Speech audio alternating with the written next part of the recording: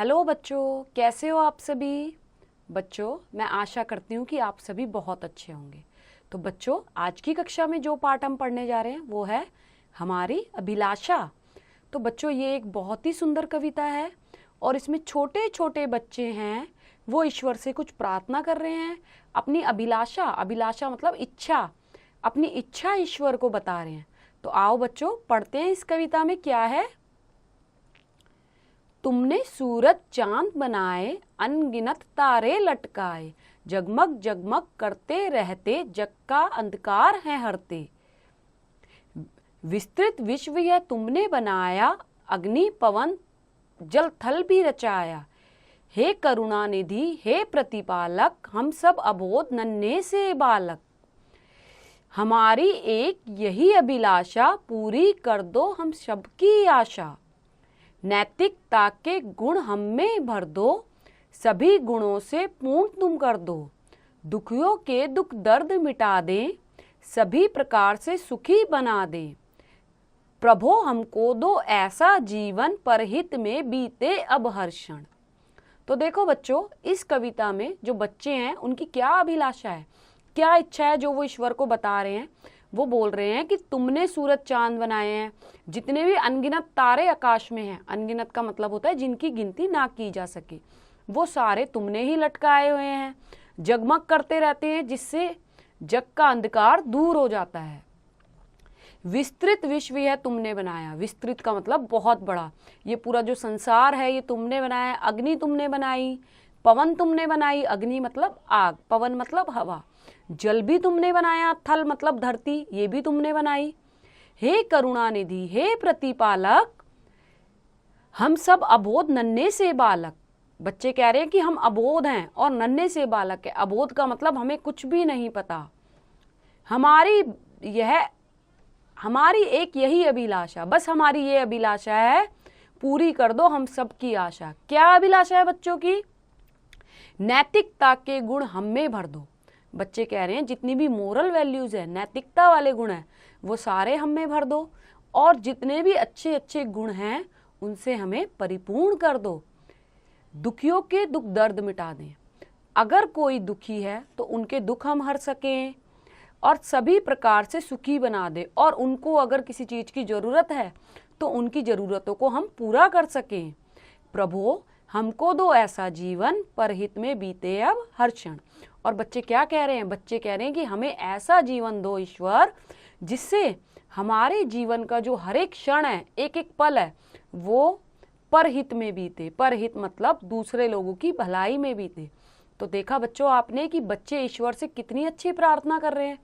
क्या आप भी इसी तरीके से ईश्वर से प्रार्थना करते हो? तो क्या आप भी ये सब मांगते हो? तो बच्चों, आपको भी जब आप ईश्वर से प्रार्थना करते हो तो आपको भी भगवान से इसी तरीके की चीजें मांगनी चाहिए। तो आओ बच्चों, अब हम इसका अभ्यास कार्य करते हैं। सबसे पहले पाठबोध क, कविता की अधूरी पंक्तियों को पूरा कीजिए। बच्चों, ये पंक्तियां आपकी कविता में से ही दी गई हैं, आपको इन्हें पूरा करना है। हमारी एक यही अभिलाषा, पूरी कर दो हम सबकी आशा। नैतिकता के गुण हम में भर दो, सभी गुणों से पूर्ण तुम कर दो। तो इस तरीके से आपको ये पंक्तियां पूरी करनी है। आप इन पंक्तियों को कविता की सहायता से भी पूरा कर सकते हैं। ख, सही वाक्य के सामने सही तथा गलत वाक्य के सामने गलत का चिन्ह लगाइए। तो बच्चों, आपको इन वाक्यों को पढ़ना है और आपको बताना है ये वाक्य सही है या गलत। सूरज चांद और तारे संसार में अंधकार को भर देते हैं, गलत। इस विस्तृत संसार को ईश्वर ने बनाया है, सही। बच्चे भगवान पर दया कर रहे हैं, गलत। बच्चे ईश्वर से अनैतिकता के गुण मांग रहे हैं, गलत। बच्चे दुखियों के सभी दुखों को मिटाकर उन्हें सुखी बनाना चाहते हैं, सही। मिलान कीजिए, अब आपको मिलान करना है। दुखियों के दुख दर्द मिटा दो, सभी प्रकार से सुखी बना दो। प्रभो हमको दो ऐसा जीवन, परहित में बीते अब हर क्षण। देखा, इस तरीके से आपको इनका मिलान करना है। निम्नलिखित प्रश्नों के उत्तर लिखिए। अब यहाँ पे आपसे कुछ प्रश्न पूछे गए हैं, आपको इनके उत्तर देने हैं। सूरज चांद और तारे क्या करते हैं? सूरज चांद और तारे जग के अंधियारे को दूर करते हैं। संसार का निर्माण किसने किया है? संसार का निर्माण ईश्वर ने किया है। बच्चे ईश्वर से अपने अंदर किन गुणों को भरने के लिए कह रहे हैं? बच्चे ईश्वर से अपने अंदर नैतिकता के गुणों को भरने के लिए कह रहे हैं। बच्चे किसका दुख दर्द मिटाना चाहते हैं? बच्चे दुखियों का दुख दर्द मिटाना चाहते हैं। इस कविता के रचयिता के नाम लिखिए। तो बच्चों, आपको पता है कोई भी कहानी होती है या कोई भी कविता होती है, उसे किसी ना किसी ने लिखा होता है।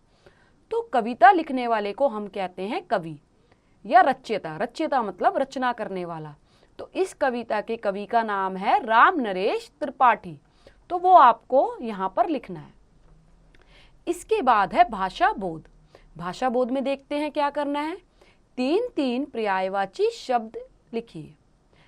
अग्नि का लिखना है आपको आग, पावक, अनल पवन, समीर हवा वायु, जल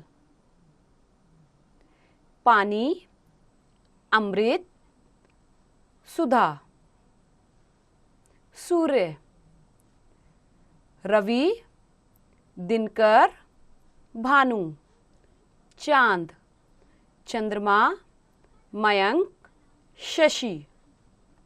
इसके बाद बच्चों आगे देखो, आगे आपको विलोम शब्द लिखिए। विलोम शब्द बताने, विलोम शब्दों का मतलब होता है उल्टे शब्द। गिनत, अनगिनत, आशा, निराशा, पूर्ण, अपूर्ण, अंधकार, प्रकाश, बालक, बालिका, दुखी, सुखी, बोध, अबोध, गुण, अवगुण, बड़ा, छोटा। क्रियाकलाप। अब बच्चों यहाँ पर आपको एक एक्टिविटी दी गई है। इस कविता को कंठस्थ कर कक्षा में सुनाइए। इसका मतलब है आपको ये कविता याद करनी है और उसके बाद आपको ये कविता अपनी कक्षा में सुनानी है।